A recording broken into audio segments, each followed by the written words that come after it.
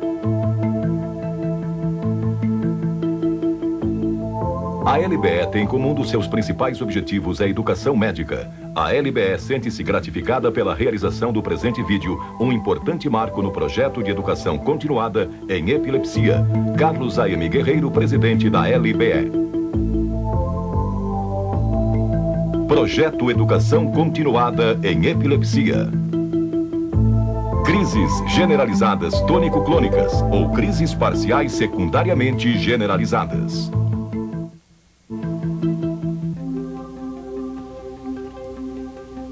Não, não, não, não.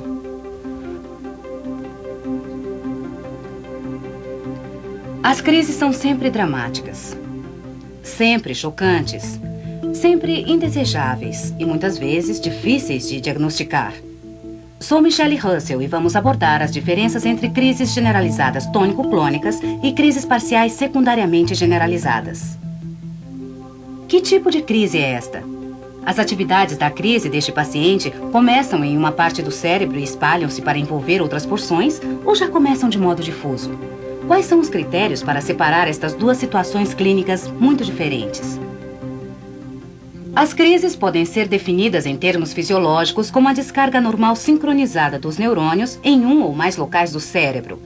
Estas descargas incomuns tendem a se estender de um lado para o outro. Se o volume de tecido cerebral anormalmente disparador for suficientemente grande, manifestações comportamentais das crises podem ser observadas. Seu trabalho é definir onde começam as crises e, a partir desse conhecimento, escolher a melhor terapia para proteger o paciente de outras crises. As crises generalizadas tônico-clônicas são eventos convulsivos principalmente motores. A crise inicia-se simultaneamente nos dois lados do cérebro. O cérebro inteiro se envolve no distúrbio, que pode ser transitório ou representar uma desordem crônica. Em contraste, as crises parciais começam em parte de um hemisfério do cérebro e são devidas a um distúrbio cerebral localizado. As crises parciais podem permanecer localizadas ou a atividade anormal da crise pode difundir-se a outras partes do cérebro, dando origem a uma crise generalizada. Este processo é chamado de crise parcial secundariamente generalizada. Quando isto ocorre, a crise generalizada é quase sempre tônico-clônica. A crise parcial que se generaliza pode assemelhar-se muito à crise que começa como generalizada tônico-clônica. E esse é o problema. Diagnosticando inadequadamente os tipos de crise, o seu paciente pode continuar a ter crises que são tratáveis. Você pode estar deixando de diagnosticar um tumor cerebral ou má formação vascular. Você pode estar dando ao paciente informações inexatas ou medicação incorreta, o que afeta a saúde, a segurança, os planos da família e o quadro médico geral. Esta fita objetiva testar seu conhecimento e compreensão das crises generalizadas tônico-clônicas e das crises parciais secundariamente generalizadas.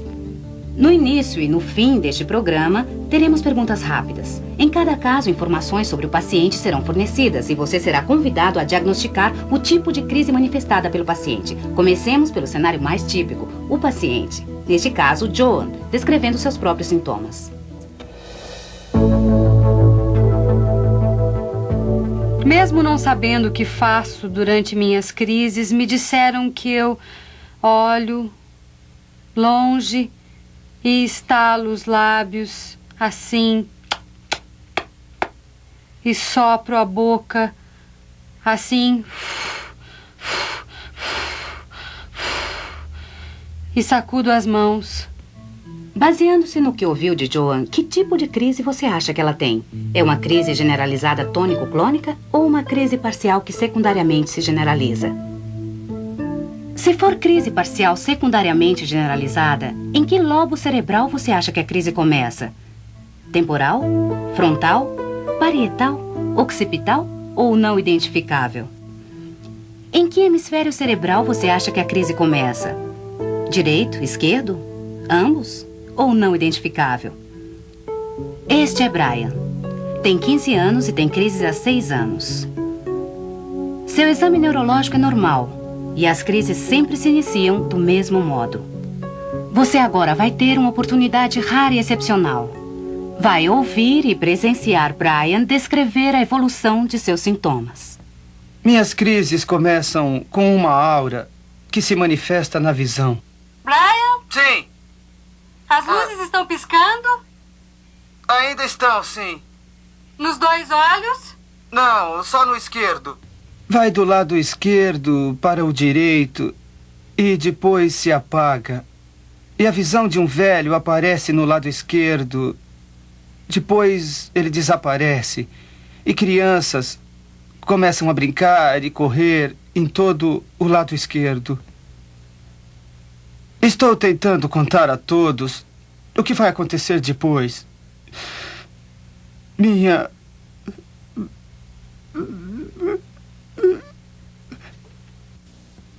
Voltemos ao cartão de respostas para saber que tipo de crise você acha que o Brian teve. Será uma crise generalizada tônico-clônica ou uma crise parcial secundariamente generalizada?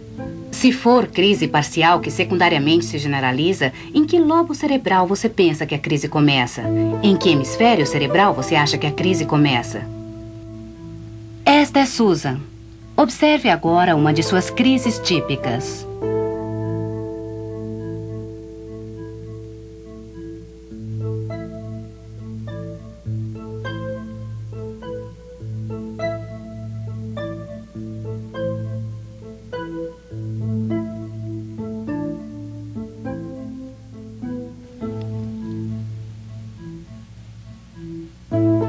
Baseando-se no que viu, diagnostique a crise de Susan.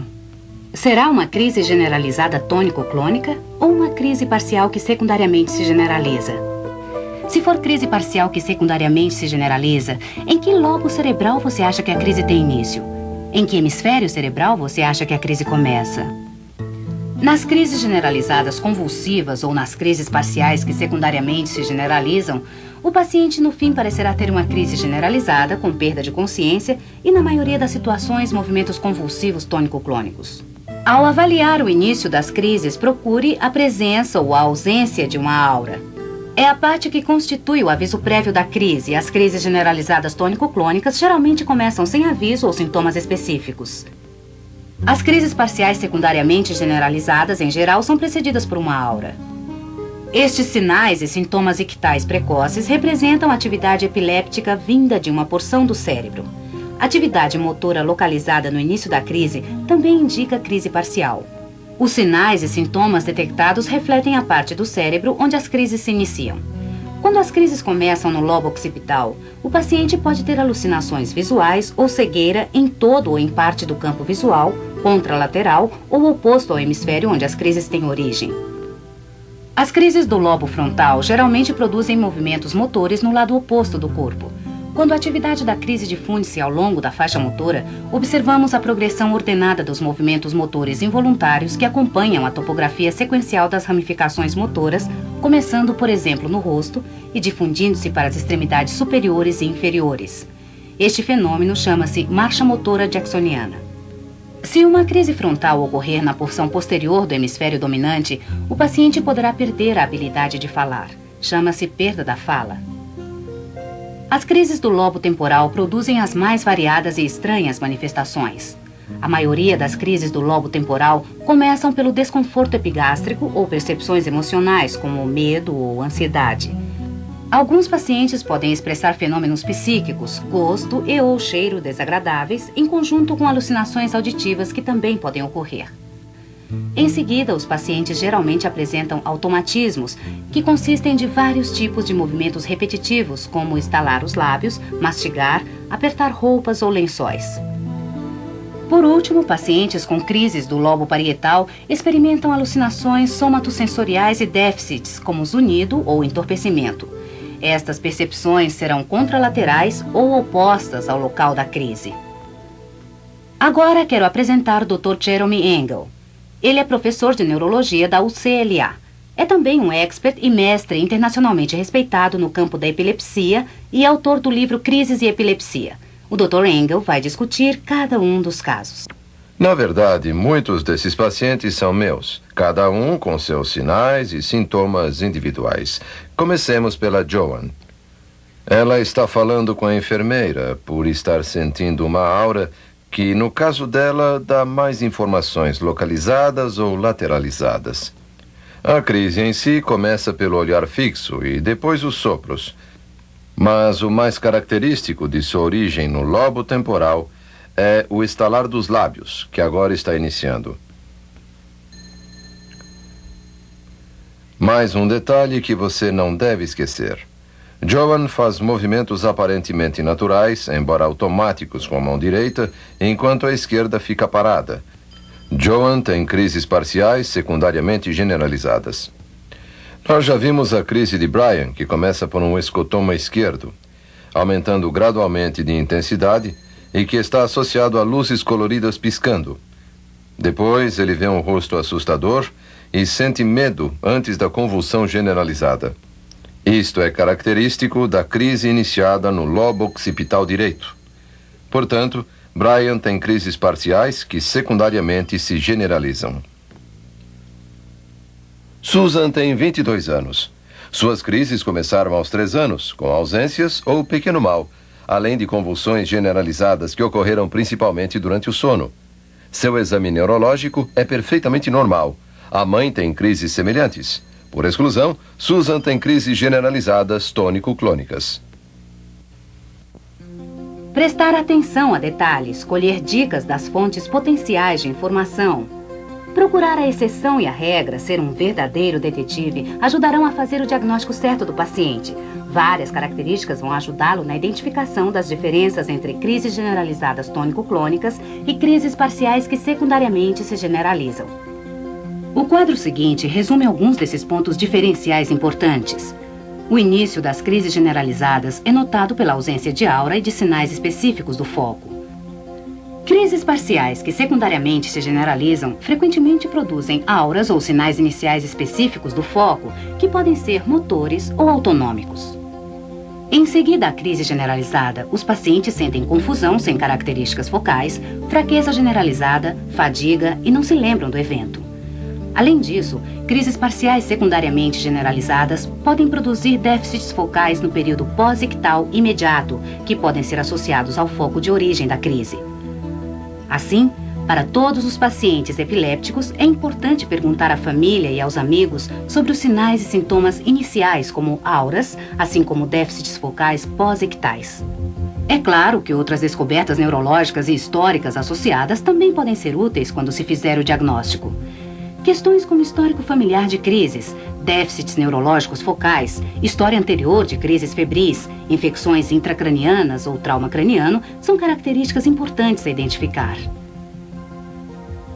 Quando tiver seu diagnóstico básico, você poderá confirmá-lo através de testes laboratoriais.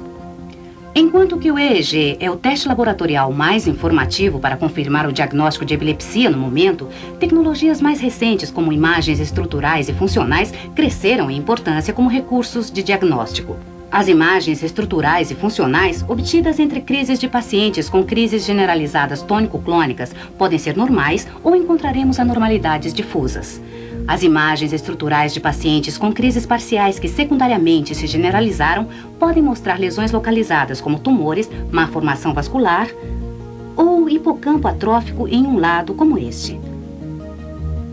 As imagens funcionais do cérebro para PET e SPECT podem ajudar a confirmar a presença de uma anormalidade localizada. Vamos aplicar o que aprendemos até aqui a 2 novos pacientes. Uma valiosa fonte de informações que o médico deve procurar são as observações de membros da família, amigos e mesmo de estranhos sobre as crises do seu paciente. Este é Benji. Tem 22 anos e vive numa clínica especializada para autistas. Eu gosto. Do quê? Do quadro. Gosta do quadro? O avô conhece sua história médica e tem muitas informações sobre as crises do neto. As crises do Benji chegam de repente, assim sem aviso, e quando vêm, parecem um terremoto. Que tipo de crise o Benji tem? Será uma crise generalizada tônico-clônica? Ou uma crise parcial que secundariamente se generaliza? Qual é a resposta, Dr. Engel? Benji tem crises generalizadas tônico-clônicas. Ele não tem aura, não tem sinais motores localizados ou lateralizados antes da crise. Provavelmente tem disfunção cerebral generalizada, responsável pelo autismo, e também pelas crises, de etiologia desconhecida. Finalmente, quero que conheçam o Cécio. Nas minhas crises, eu apago. Apago totalmente. Quando eu acordo, meus amigos me dizem: "Ei, cara, você teve uma crise?" E eu digo: "Eu tive?"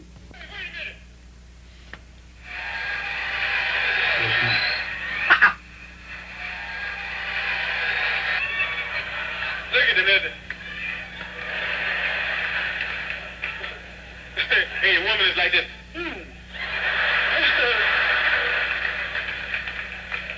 I tell you, be careful. And women ain't like us. Cecil tem uma aura de cheiro estranho. Sinto um cheiro que não existe no mundo. O que sugere fortemente uma crise de origem temporal. Se você observar bem, notará que ele contrai o lado direito da face.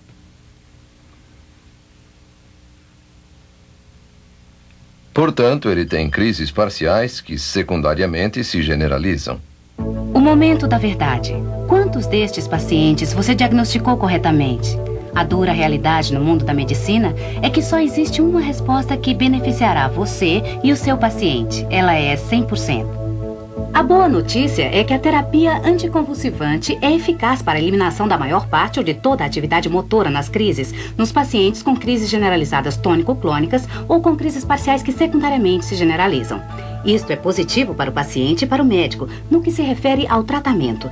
Mas, quando se trata de tipo de crises, não se engane pensando que todas elas são iguais. Os pacientes com crises generalizadas tônico-clônicas que tenham sido bem entrevistados e cuidadosamente examinados clínica e neurologicamente podem ouvir do seu médico que não há evidências de distúrbios neurológicos localizados. Contanto que eles não tenham grave lesão cerebral difusa, o estado deles provavelmente vai ser controlado com medicamentos. Quer dizer que o seu paciente poderá levar uma vida mais confiante e mais feliz. Quanto mais informações você puder adquirir sobre o paciente que tem crises parciais que secundariamente se generalizam, melhor será para o paciente. É importante para o bem-estar físico e mental do seu paciente que você saiba identificar, quando possível, o local e a causa do início da crise. Condições graves, como tumores e abscessos cerebrais, podem ser a origem das crises, necessitando uma avaliação neurológica cuidadosa com ressonância magnética, PET ou SPECT. A remoção do tumor ou do abscesso pode ser o tratamento necessário para aliviar as crises. Quando as crises incapacitantes persistem, apesar da intervenção médica adequada, nos pacientes com crises parciais secundariamente generalizadas, esses pacientes são potenciais candidatos à cirurgia e devem ser encaminhados a centros especializados em epilepsia. É este o mistério, e sua investigação deve levar à causa, à origem das crises. Como para qualquer charada, há sempre uma solução. O problema é encontrá-la. As informações que você recebeu hoje devem dar indicações e orientação para você conduzir a sua busca. Sou Michelle Russell. Obrigada pela atenção.